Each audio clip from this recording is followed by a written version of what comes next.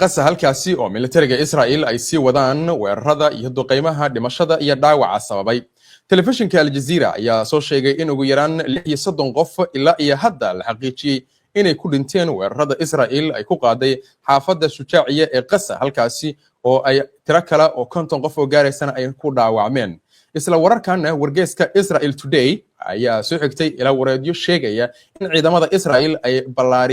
ballaariyeen howlgaladooda dhulka ah ee ka socda marinka Gaza. wargeyska ayaa sidoo kale xusay in guutada 36aad ee ciidamada Israa'iil ay hadda gudaha ay u galeen magaalada Rafah iyo dhanka wadada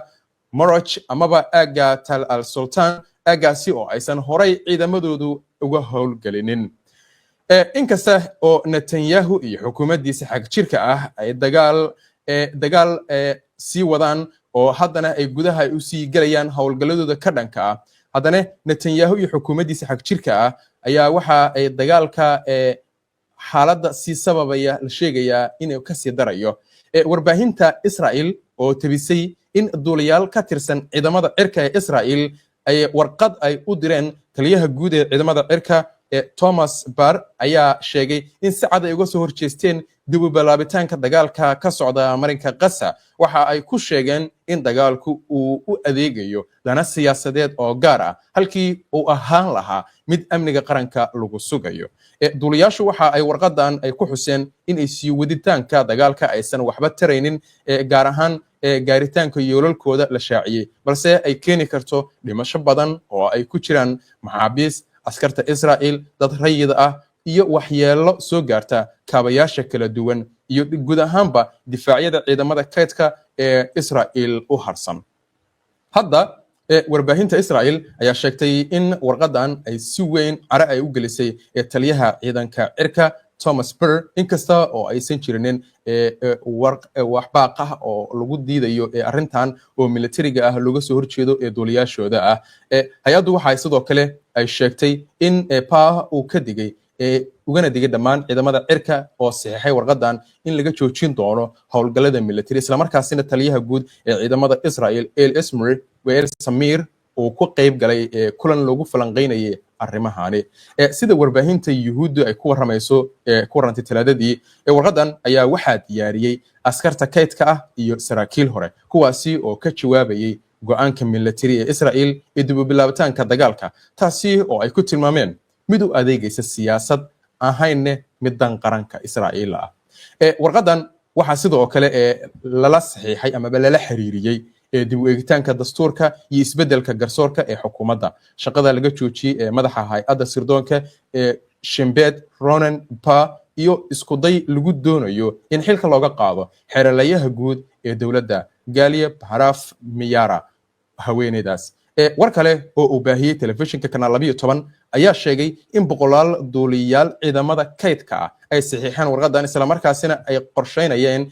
qorsheeyeen in si rasmi ah loo shaaciyo talaadadii ka hor dhageysiga maxkamadeed oo ku saabsanaa dadaalada lagu doonayo in xilka looga qaado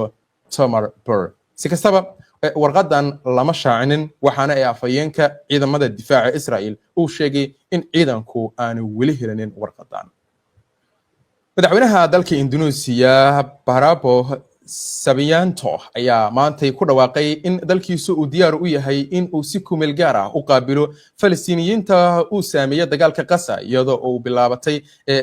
uu bilaabay safar diblomaasiyadeed oo ku tagayo bariga dhexe iyo Turkiga. madaxweynaha dalkaasi Indonesia ayaa waxa uu sheegay in Indonesia ay awood ay u leedahay in marxaladda koobaad martigeliso ku dhawaad 1,000 qof oo Falastiiniyiin ah. waxa uu tilmaamay in wasaaradda arrimaha dibadda lagu amray in si degdeg ah ay ula fariisato mas'uuliyiinta Falastiiniyiinta iyo dhinacyada caalamiga si loo dedejiyo hanaanka lagu daadgureynayo dadka dhiban ee la keenayo Indonesia oo ah dal muslima. madaxweynuhu waxa uu sheegay in Indonesia ay diyaar u tahay in ay qaabisho caruurta agoonta iyo dadka dhaawacmay amaba kuwa qaba xaaladaha nafsi ahaaneed ee nugul isla markaasina la siin doono daryeel dhameystiran ilaa ay ka bogsadaan kadibna lagu celin doono qasa marka xaaladda meeshaasi ka jirta ay soo hagaagto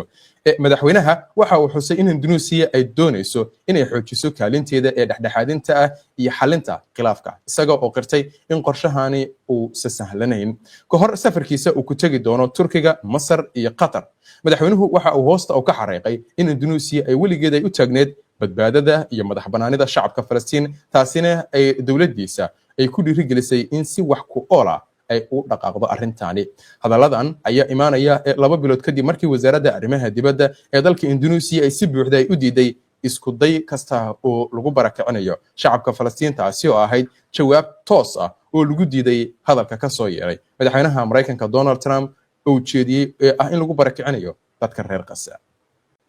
haatan Kim Yo Jong oo ah gabadha awoodda badan ee la dhalatay hogaamiyaha Kuuriyada Waqooyi Kim Jong Un ayaa Arbacada maanta si jees uga falcelisay fikradaha in Kuuriyada Waqooyi laga dhigo dal aan hubka nuclear-ka lahayn iyadoo ku tilmaantay riyo maalmeed waxaana ay si cad u sheegtay in Pyongyang weligeed ay ka tanaasuli doonin barnaamijkeeda nuclear-ka Kim oo kamid mas'uuliyiinta ugu sareeya ee siyaasadda ee arrimaha dibadda ee Kuuriyada Waqooyi ayaa hadalkaasi jeedisay iyadoo ka falcelinaysa shir ay toddobaadkii hore ay yeesheen diblomaasiyiinta sare ee ka kala socday Mareykanka Kuuriyada Koonfureed iyo Japan kuwaasi oo mar kale ku celiyay in ay ka go'an tahay in ay cadaadis saaraan Pyongyang si ay uga taqalusto hubka nuclear-ka Kim waxa ay tilmaantay in yoolalka Kuuriyada Waqooyi ee ku aadan horumarinta awoodda nuclear-ka si rasmi ah loogu qoray dastuurka dalka waxaana ay carabka ay ku adkaysay in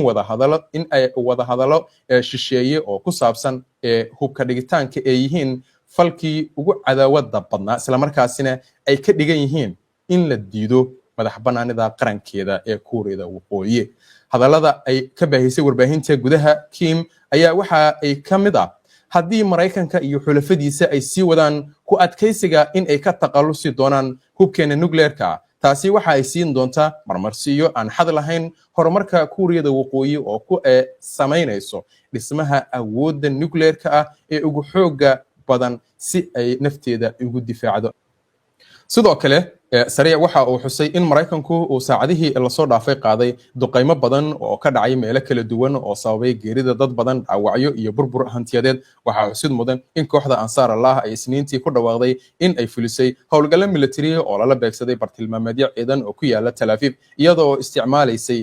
diyaarado drones iyo sidoo kale weeraro lala egtay 2 markab dagaal oo Mareykanka oo ku sugnaa badda cas iyadoo loo adeegsaday gantaalo plastika ama gantaalo baalale iyo diyaarado drones dhanka kale militariga Israel ayaa sheegay in ciidamada cirka ay soo rideen diyaarad aan duuliye lahayn oo ka soo socotay dhanka bariga isla markaasina ay ka hortageen ka hor inta aysan gudaha u soo galin hawadooda waxa sidoo kale la xaqiijiyay in aysan dhalin in la yeeriyo seeriga digniinta ka bixiya gantaalada waayahay markaan warar dheeraad ayaa ka soo baxaya wadahadalada dalka Cumaan ay ku yeelan doonaan Mareykanka iyo Iiraan ergooyinka kala socota ergeyga bariga dhexe u qaabilsan Mareykanka Steve Witkoff iyo Abbas Araghchi oo Iiraan ayaa lagu wada maalinimada Sabtida inagu soo aadan in wadahadalo ay ku yeeshaan dalka Cumaan halkaasi oo la sheegay in wadahadalo toosa ay ka dhici doonaan sida Mareykanka ku andacoonayo iyada oo Iiraan arintaasi ay diidan tahay wadahadaladan ayaa waxa la xaqiijiyay kulankii Netanyahu iyo Trump aqalka cad inkasta oo aan faahfaahin dheeraada laga bixin wixii warar oo ku saabsan arintaasina waxaan idinkugu soo gudbin doonaa wararkeena caawa